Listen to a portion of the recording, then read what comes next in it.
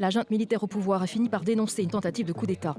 Selon un communiqué diffusé mercredi soir, des officiers et d'autres personnes prévoyaient de déstabiliser le pays avec la sombre intention d'attaquer les institutions de la République et de plonger le pays dans le chaos. La tentative de putsch présumée survient quasiment un an après la prise de pouvoir par un coup d'État du capitaine Traoré, le 30 septembre 2022.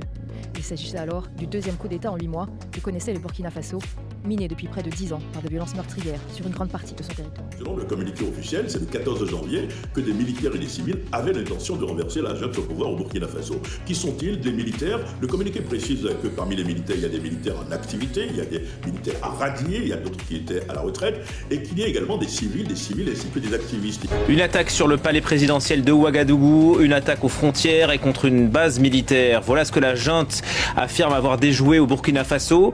Depuis son arrivée au pouvoir, plusieurs coups d'État ont visé Ibrahim Traoré.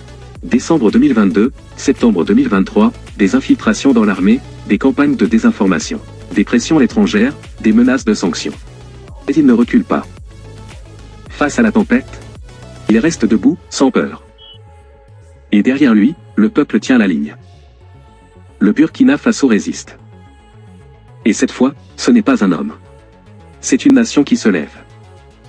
Appris avec beaucoup d'amertume que des individus mal intentionnés ont voulu faire un coup d'État à notre capitaine Ibrahim Traoré.